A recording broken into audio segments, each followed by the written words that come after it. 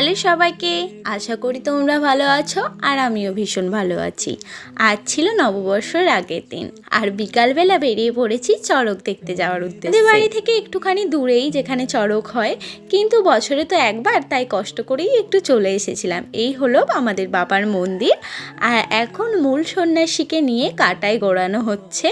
চড়ক তো বিভিন্ন জায়গায় বিভিন্ন রকমই হয়, তো আমাদের এখানে কেমন চড়ক হয় আজ তোমাদের সাথে আমি সেটাই শেয়ার করব। সন্ন্যাসীকে শুধু কাঁটায় গড়িয়ে নিয়ে যাওয়ার অপেক্ষায় থাকে সবাই, তারপরে তো ওই কাঁটার মধ্যে সবাই উবড়ে পড়ে নেয়ার জন্য। এখানে দেখো সব সন্ন্যাসীরা কিন্তু বাবার কাছে প্রণাম জানিয়ে নিল, আর আমার সাথে কিন্তু আজকে আমার মানুও ছিল আর মানুর মাও ছিল। পর সময় হলো মূল আকর্ষণে, যেটার জন্যই চড়ক দেখতে আসা।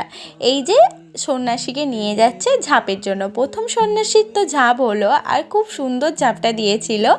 এরপর আরেকজন সন্ন্যাসী যাচ্ছে, আর এই সন্ন্যাসীটা কিন্তু আমার একটা দাদা হয়, মানে আমাদের পাড়াতেই এই দাদাটার বাড়ি। ঝাঁপ দেওয়ার আগে কিন্তু বাবার কাছে প্রণাম জানায়, তারপর অনেক ফল, বাতাসা, নকুলদানা এইসব দান করে যারা যারা নিচে দাঁড়িয়ে থাকে তাদের। তারপরেই কিন্তু বাবার নামে ঝাঁপটা দেয়। সব থেকে শেষে ঝাঁপ দেয় মূল সন্ন্যাসী। 11টার মতন ঝাঁপ হয়েছিল, আর প্রত্যেকজনই কিন্তু বাবার আশীর্বাদে সুস্থই ছিল।